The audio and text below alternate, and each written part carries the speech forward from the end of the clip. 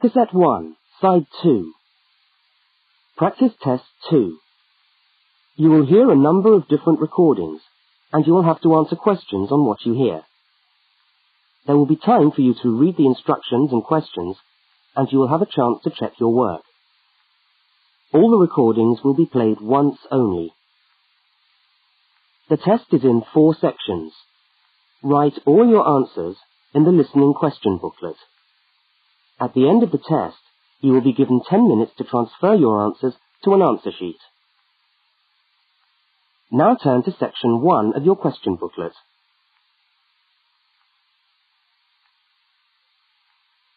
Section 1. In this section, you will hear 2 overseas students, Kate and Lukey, being interviewed by a university counsellor. First look at questions 1 to 5.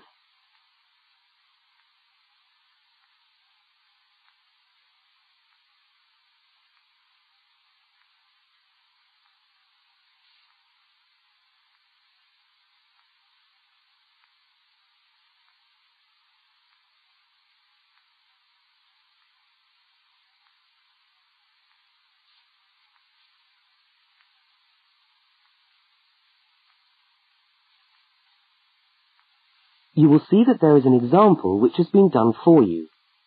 On this occasion only, the conversation relating to the example will be played first.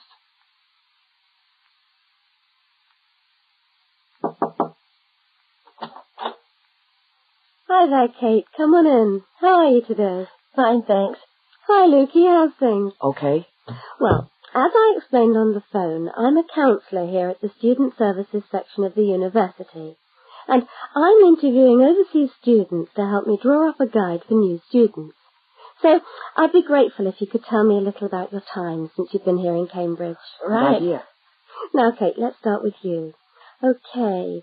This is your 2nd semester, isn't it? Could you tell us something about your first impressions of the town when you arrived? Yeah. Well, first of all, I was struck by how quiet it is here in the evening. Kate's first impression of the town is that it is quiet in the evening, so quiet is the answer. Now we shall begin. You should answer the questions as you listen, because you will not hear the recording a second time. Now listen to the first interview with Kate and complete the notes by filling in the numbered spaces 1 to 5.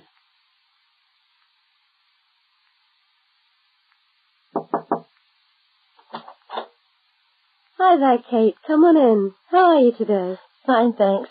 Hi, Lukey. How's things? Okay. Well, as I explained on the phone, I'm a counsellor here at the Student Services section of the university. And I'm interviewing overseas students to help me draw up a guide for new students. So I'd be grateful if you could tell me a little about your time since you've been here in Cambridge. Right. Good idea. Now, Kate, let's start with you. Okay. This is your 2nd semester, isn't it? Could you tell us something about your first impressions of the town when you arrived? Yeah. Well, first of all, I was struck by how quiet it is here in the evening. Yeah, I suppose Cambridge is a quiet place. Where did you live when you first arrived? Well, I went straight into student accommodation. It was a kind of student hostel. Ah, right. So, you didn't have to worry about doing your own cooking or anything like that? No, but sometimes I wished I had. The food at the hostel was awful. Oh, dear. But how were the other students? To be honest, I haven't managed to make many friends, even though the place is full. People seem to keep to themselves. They're not really very friendly. Oh, I'm sorry to hear that. Well, what about the actual course? You're studying, I'm doing a master's by coursework in environmental studies. Oh, right. And how are you finding that? Yeah, well, it's been pretty good, really. I've enjoyed the course, but I feel there hasn't been enough contact with the lecturers. Oh. They all seem to be incredibly busy. The only chance I've really had to talk to them was on the field trip. Well, that's no good. Mm-mm. Could anything be done to improve the course, in your opinion? Well, I think it would be helpful to have meetings with lecturers on the course. say once a fortnight, something like that. Regular meetings. Yes, that could certainly help. Now, Kate, we'll come back to you in a minute, but I'd just like to ask Lukey some questions. Before they continue the interview, look at questions 6 to 10.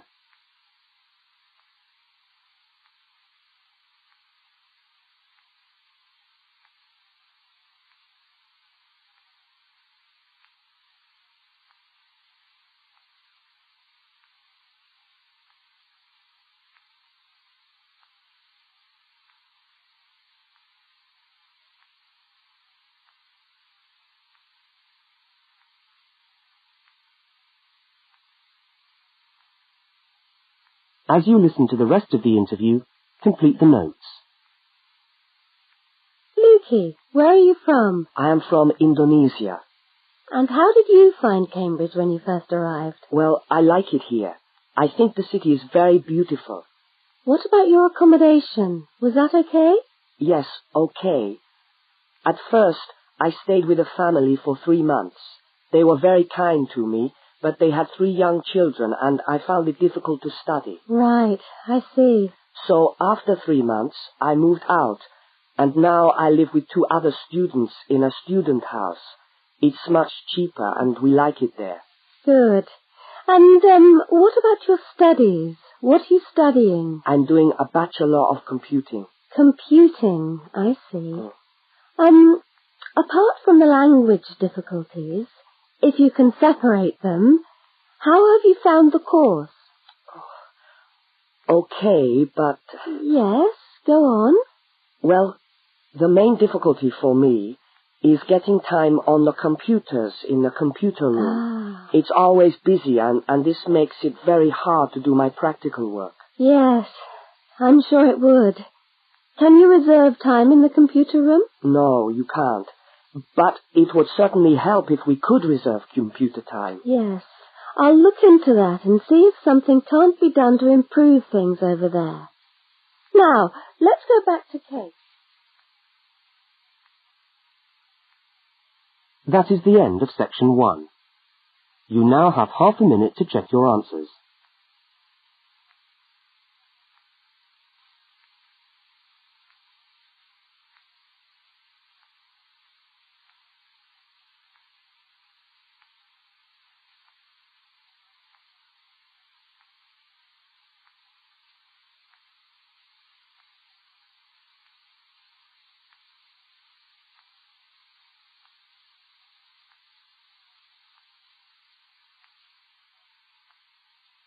Now turn to section 2.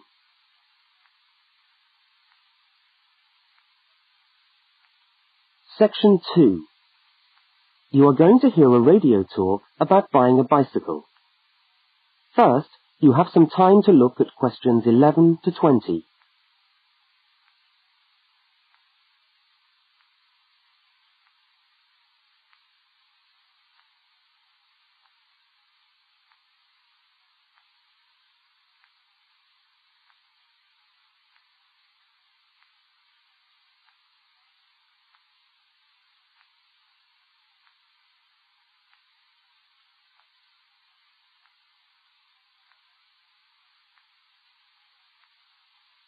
Now listen to the first part of the talk and complete the notes by filling in the numbered spaces 11 to 20. Well, last week we talked about buying camping equipment, and today I'd like to talk to you about buying a bicycle. A simple enough exercise, you might imagine, but there are lots of things to look out for to make sure you get the best deal for your money. Well, the range of bicycles is enormous. There are racing bikes, touring bikes, mountain bikes, or just plain ordinary bikes for riding around town. They vary enormously in 2 basic ways: price and quality. This means that the choice you make will probably be determined by the amount of money you want to pay, your own personal needs, what is actually available, or a compromise of all 3 things. However, in broad terms, you can spend anything from $50 to $2,000 on a bike, so you'll need to know what you're looking for. Single-speed cycles, that is bikes with no gears, are really only suited to short, casual rides. Their attraction is their simplicity and reliability. After years of neglect, they still manage to function, though not always too efficiently. If it's basic transport you're after, then you can't go wrong. 3-speed cycles, on the other hand, are all that is really necessary for most town riding, going to the shops and things like that. Like the single-speed bike, they're simple and reliable. If you are going to be going up and down lots of hills, then you'll probably want something more efficient. 5 and 10-speed bicycles are best suited to riding over long distances or hilly terrain and to serious touring. So if it's serious touring you're interested in, get a 5 or 10-speed bike. However, it's worth remembering that the difference in price between a 5 and 10-speed cycle is usually very little, and so it's well worth paying that little bit extra to get the 10-speed one. So I would tend to recommend the 10-speed bike as the price is similar. However, you'll be getting better quality components. Now the next thing we need to look at is size. Buying a cycle is like buying clothes. First of all, you find the right size, and then you try it on to see if it fits. Contrary to what you might imagine, the size of the cycle is not determined by the size of the wheels, except in children's cycles, but by the size of the frame. So you'll need to measure the length of your legs and arms to get a frame that is the right size for you. Well, that's all from Helpful Hints for today. That is the end of section 2. You now have half a minute to check your answers.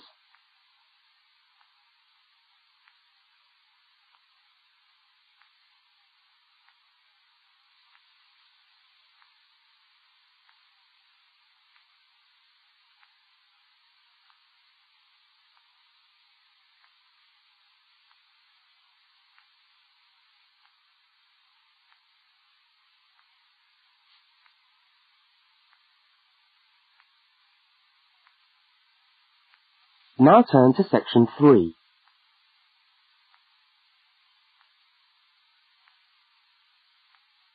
Section 3.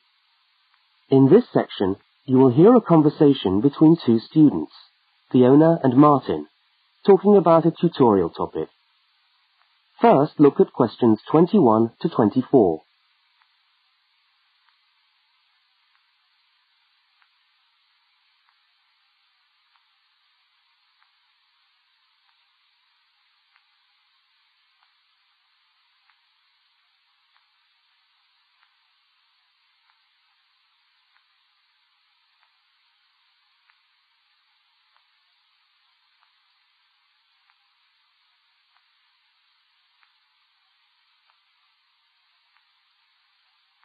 Now listen and answer questions 21 to 24.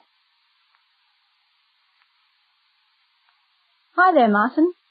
How are you going with your Australian Studies tutorial paper? Oh, good. I finished it, actually. Lucky you. What did you do it on? I'm still trying to find an interesting topic. Well, after some consideration, I decided to look at the history of banana growing in Australia. Banana growing? Yeah, banana growing. Fascinating, I'm sure. Well, it's not as boring as you'd think.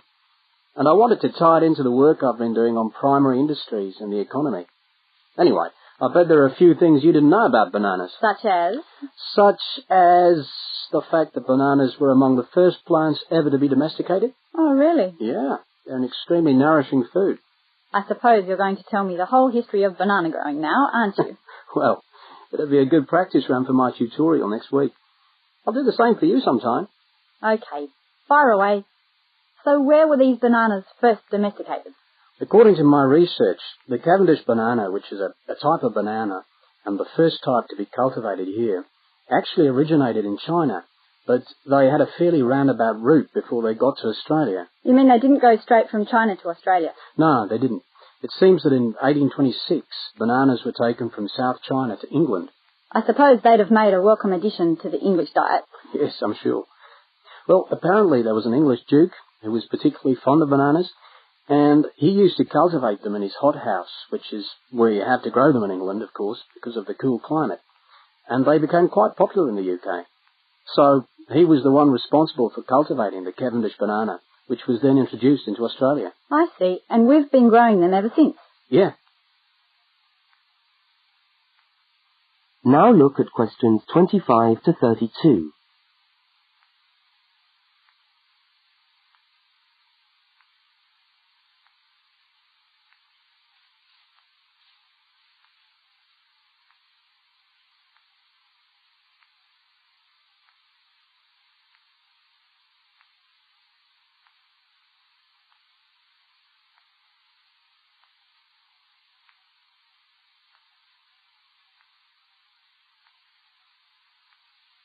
As the conversation continues, complete Martin's notes. Are they hard to grow? Well, yes and no. To grow them in your garden, no, not really. But to grow them commercially, you need to know what you're doing. You see, you only get one bunch of bananas per tree, and it can take up to 3 years for a tree to bear fruit if you don't do anything special to it.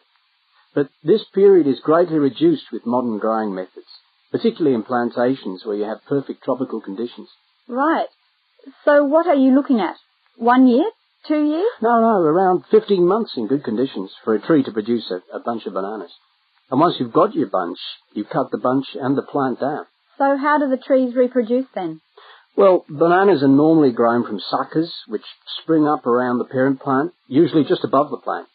They tend to like to grow uphill, or at least that's the common wisdom. So that's why banana plantations are usually on hillsides, is it? Yeah, they grow best like that. That's interesting. If you plant them in rich soil and give them plenty of water at the beginning of summer, then they should be well advanced by the beginning of winter, when growth virtually stops. But in a country like England, they're hard to grow. Although you can grow them in a hothouse. But in Australia, it's not difficult. No, though even here, the growers put plastic bags around the bunches to protect them and keep them warm. If you go up to the banana growing districts, you'll see all these banana trees with plastic bags on them. But how do they stop the bananas going bad before they reach the shops? Well, the banana bunches are picked well before the fruit's ripe. Once you cut the bunch, the bananas stop growing, but they do continue to ripen. The interesting thing is that once one banana ripens, it gives off a gas which then helps all the others to ripen. So they pretty much all ripen within a few hours of each other. Amazing. So do we export lots of bananas overseas to Europe and Asia, for instance? Well, oddly enough, no. I believe New Zealand takes a small proportion of the crop, but otherwise, well, they're mostly grown for the domestic market, which is surprising when you think about it, because we grow an enormous number of bananas each year. Yes, well, thank you for all that information. I'm sure the tutorial paper will go really well. You certainly seem to have done your research on the subject. Let's hope so. That is the end of section 3. You now have half a minute to check your answers.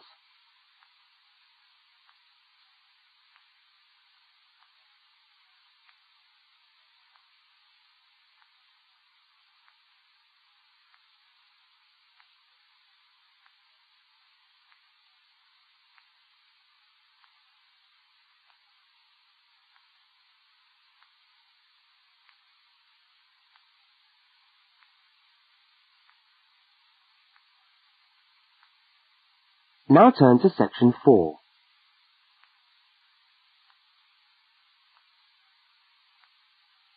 Section 4. You are going to hear part of a public lecture for new students. First, look at questions 33 to 35.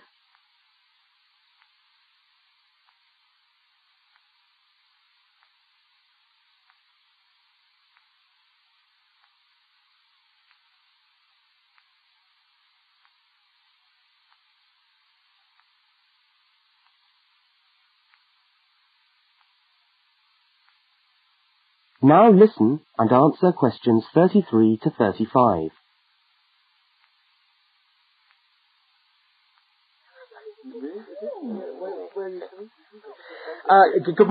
Good morning everyone, and welcome to our regular lecture on health issues.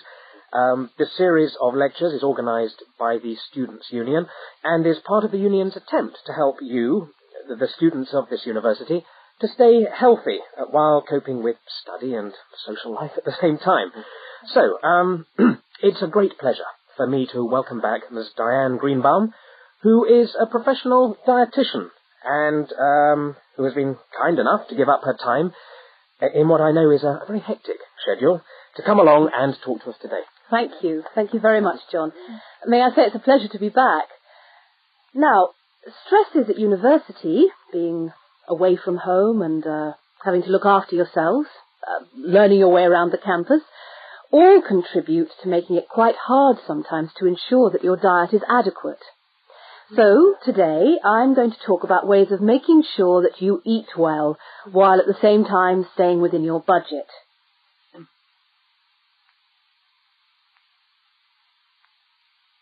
Now look at questions 36 to 41.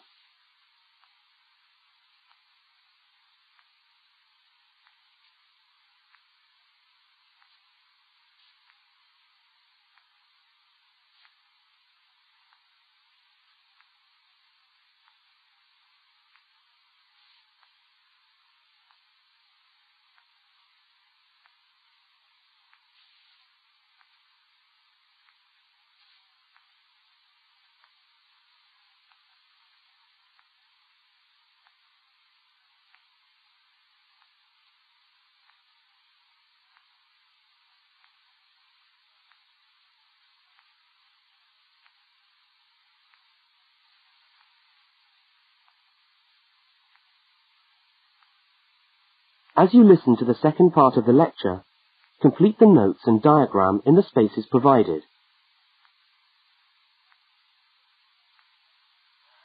If you have a well-balanced diet, then you should be getting all the vitamins that you need for normal daily living. However, sometimes we think we're eating the right foods, but the vitamins are escaping, perhaps as a result of cooking, and anyway, we're not getting the full benefit of them. Now, if you lack vitamins in any way, the solution isn't to rush off and take vitamin pills, though they can sometimes help. No, it's far better to look at your diet and how you prepare your food. So, what are vitamins? Well, the dictionary tells us they are food factors essential in small quantities to maintain life. Now, there are fat-soluble vitamins which can be stored for quite some time by the body, and there are water-soluble vitamins which are removed more rapidly from the body. And so a regular daily intake of these ones is needed. Okay, so how can you ensure that your diet contains enough of the vitamins you need? Well, first of all, you may have to establish some new eating habits. No more chips at the uni canteen, I'm afraid. Now, firstly, you must eat a variety of foods. Then you need to ensure that you eat at least 4 servings of fruit and vegetables daily. Now, you'll need to shop 2 or 3 times a week to make sure that they're fresh, and store your vegetables in the fridge or in a cool, dark place. Now, let's just refresh our memories by looking at the healthy diet pyramid. Okay, can you all see that? Good. Well, now, as you see, we've got 3 levels to our pyramid. At the top, in the smallest area, are the things which we should really be trying to avoid as much as possible. Things like, sugar, salt, butter, all that sort of thing. Next, on the middle of our pyramid, we find the things that we can eat in moderation. Not too much, though. And that's where we find milk, lean meat, fish, nuts, eggs. And then at the bottom of the pyramid are the things that you can eat lots of, because they're the things that are really good for you. Here we have bread, vegetables, and fruit. So, don't lose sight of your healthy diet pyramid when you do your shopping.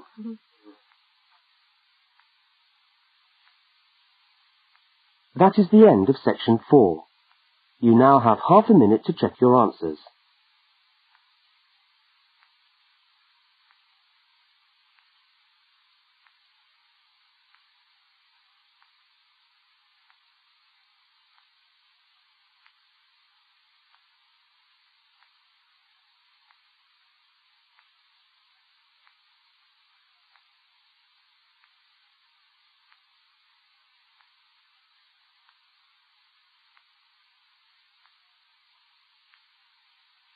That is the end of the listening test. You now have 10 minutes to transfer your answers to the listening answer sheet.